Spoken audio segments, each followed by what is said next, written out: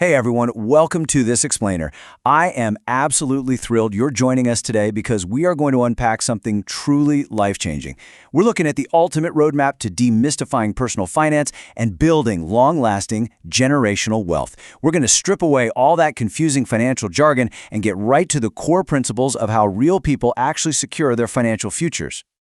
Here's our roadmap for today. It's a clear, step-by-step journey. We'll start with Step 1, defining your wealth, and Step 2, figuring your net worth.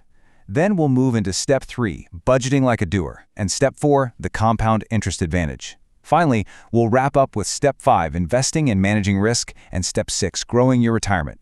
So let's just jump right in. Kicking things off with Step 1, defining your wealth. Before we even think about touching a calculator or opening a spreadsheet, we have to pause for a second. Because building wealth, it absolutely requires having a very clear, highly personal goal in mind right from the start. Math without a purpose is really just numbers on a page. So, I want to ask you directly, what is your definition of wealth? A lot of folks hear the word wealth and instantly picture luxury sports cars or flying around the globe on a private jet. But true financial wealth is incredibly personal. It's really all about what freedom means to you. Okay, let's dive into this.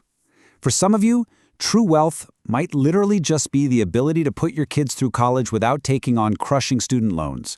It's having that absolute peace of mind, knowing you can fund their higher education and set them up for a hugely successful life.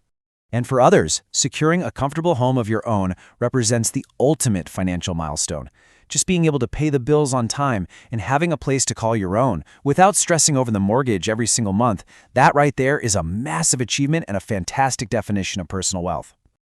Which brings us to Step 2, figuring your net worth. Once you actually know what you're aiming for, we have to figure out exactly where you're starting. So here is the absolute foundational formula of all personal finance. Assets minus liabilities equals your net worth. Your assets are the things you own that generally go up in value. Think savings accounts, retirement plans, or real estate. And hey, quick side note, that brand new car in your driveway? Not a wealth-creating asset, because it drops in value the second you drive it off the lot. On the flip side, your liabilities are what you owe. Your mortgage, credit card balances, or student loans. You just subtract what you owe from what you own, and boom, that number is your true wealth. Let's look at a real-world example from our source material. Meet Anthony. He's 35, works for a manufacturing company, and he realized he really needed a strategy. So he listed out his cash, his 401k, and then subtracted his car loan and credit card debt. His final calculation, a net worth of $24,000. I absolutely love this example because it shows such a concrete, achievable baseline. You really don't have to start out as a millionaire to build wealth. You just need to know your starting number. Moving right along to Step 3, budgeting like a doer.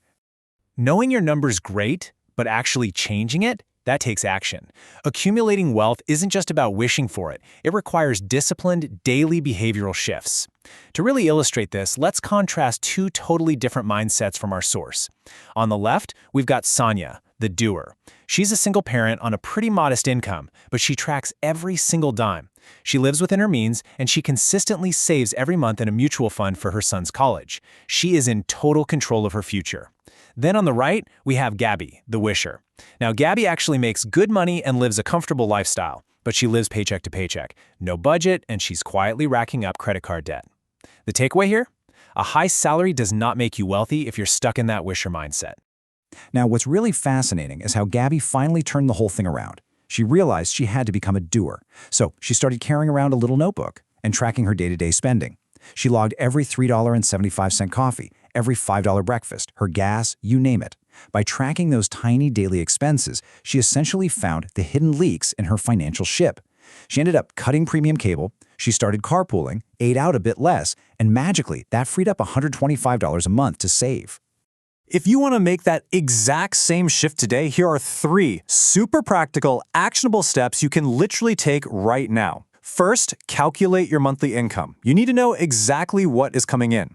Second, track your daily expenses, just like Gabby did with those coffees. Write it all down. And third, determine your fixed monthly bills.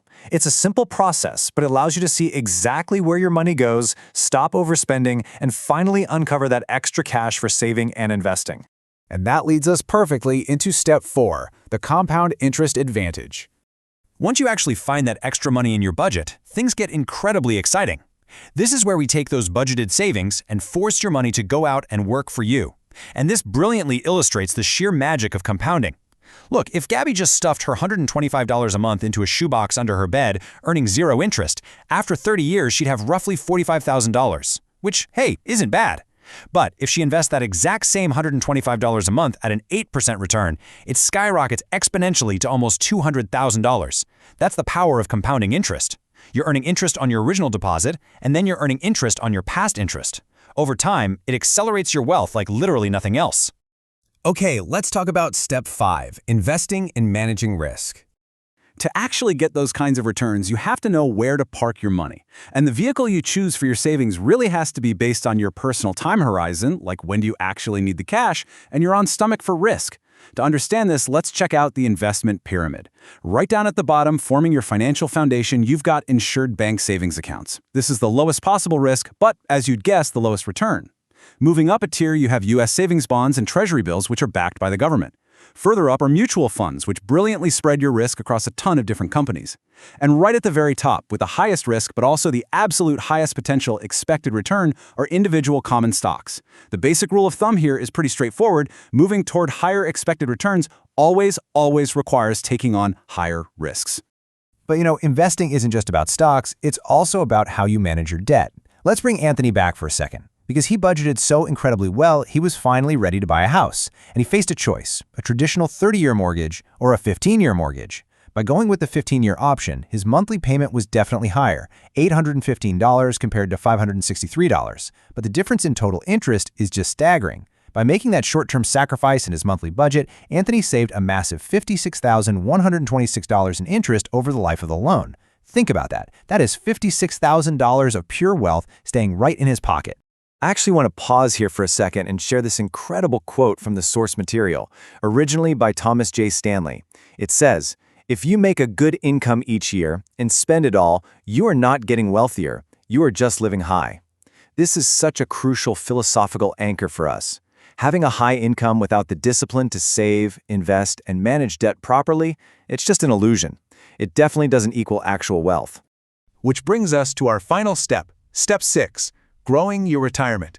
If you are truly ready to stop just living high and start actually getting wealthy, we need to look at the long game. This is where we secure your long-term future through accounts like IRAs, 401ks, and the absolutely unstoppable power of time. But before we get into the accounts themselves, I want to teach you a fantastic super quick math trick called the Rule of 72. You can use this to estimate your wealth growth potential literally at a glance. You simply divide the number 72 by your expected rate of return, and it tells you exactly how many years it takes for your investment to double. No joke. So, for example, if you invest $5,000 today at an 8% interest rate, you just divide 72 by 8, which gives you 9. Your money will double to $10,000 in exactly 9 years. So the really crucial point here is how you apply that doubling effect over a whole lifetime. The sheer advantage of time is incredible. Take a look at this. If you start investing just $3,000 a year at an 8% return, starting way back at age 20, by the time you retire, you're looking at a massive nest egg of over $1.2 million. But if you wait until age 40 to start making that exact same investment, the results are drastically lower. The math really doesn't lie here. The sooner you start utilizing those IRAs and 401ks, the richer you will ultimately be. We've covered the entire roadmap today, from figuring out your net worth all the way to harnessing the power of compound interest. You now have the exact blueprint that doers use to secure their financial freedom. So I want to leave you with this one final provocative question. You have the blueprint. What is the very first step you will take today to start building your wealth? Are you going to track your expenses, calculate your net worth, maybe finally open that savings account? The choice is entirely yours, but the time to start is right now. Thank you so much for joining me for this explainer, and I absolutely can't wait to see the wealth you build.